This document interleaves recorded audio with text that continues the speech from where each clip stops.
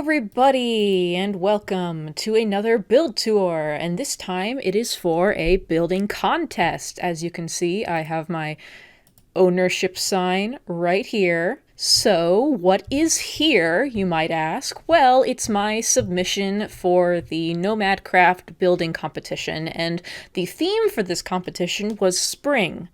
And when I heard that, at first I thought I would do cherry blossoms, but then I thought, oh, everybody's going to do that. So then I got to thinking, what about spring is there that I can build? And so I thought about it, and then I thought about the thawing of snow and rain. And the two of those had given me the idea of making a cross-section of a pond that is thawing and where there's rain and the frogs are out, the birds are there, it's nature going into spring in a way that isn't represented just by, flowers. It's by the way that the weather is, the way that the snow has been melting, and the way that the animals are all back and awake out of hibernation. So I wanted to get a tableau of nature in a way that isn't too common. So here we have a rainy day at the pond. So let's start with the animals, shall we? Here we have a common brown pond frog. There's quite a few different ones. So this isn't based on anything in particular, but I did try to emulate the spots that they have. And this is just kind of the way that I build frogs, but I made it a little bit more fancy than usual. And over here, of course, is the North American robin, which are known for the heralds of spring since they arrive around springtime. So I used brick for the feathers, have the wings and the tail feathers here, and it's kind of standing on a rock along with the cattails. Now, there are a few bugs around. There's some ladybugs and snails that are crawling on the grasses, and there's a few beetles as well. And there's also some hidden animals. Now in here, in this cross-section, you can see there are some worms, and then here on the other side is a snake's den that's still a bit in hibernation. Now this is a brown water snake, and so look at this guy and his little tongue. And so you can see inside the den from the cross-section of the snake all curled up with its brown scales and black spots. And then if you go up, you can see that the entrance to the den is by the rock, because snake dens like to hang around with the entrances with rocks and stuff like that. So one final group of animals are the underwater ones.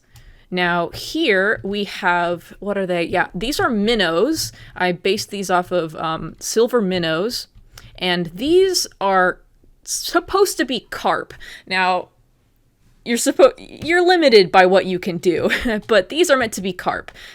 Both are sort of small, the minnows are really small, but these are small freshwater fish that are living in this pond and have kind of gone into action with the coming of spring. They're kind of moving and grooving around.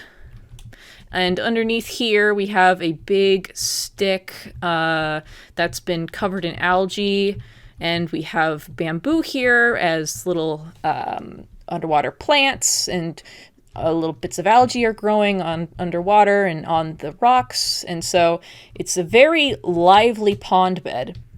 And of course, underneath the lily pads are the lily pad roots, which normally people don't incorporate, but they exist. They have long root systems. So one of my major goals in this project was to try to keep things actually somewhat accurate. The proportions of the animals are not accurate. Some things are way too big, like the frog, and the carp are way too small. But you do what you can. And so we have pond rocks lining the edge of the shore, so that it's not just a straight drop into the water like that. And as you can see here in the water, there are ripples from the raindrops, which I thought was a very fun addition. And of course, the little raindrops in the sky suspended mid-fall. Now, what about the glass? The glass, I was inspired by people who use resin in their dioramas to make cross sections of water. And so I used the glass depth effect to, from all sides, make you see deeper and deeper. And so the water becomes murkier the farther down you look. And so that was the goal here. And so there's boxes of glass inside each other, as you can see here, that create that increasing murkiness when looking from the outside. And of course, I haven't really talked about the cattails. The inside is a concrete powder to kind of show their fluffiness in real life. And I found this idea online of using the glass to show their fluff a little bit more. And the pointy bits with the fence are just nice. And the moss for the backdrop. I have little lighter green sprouts of plants that are just coming in. And of course, the pond is mostly thawed, but not completely. So there's a little bit of snow and ice left that has yet to fully thaw out, but it's on its way there. So the containment of the diorama, the frame, is just wooden with a little embellishment on the corners.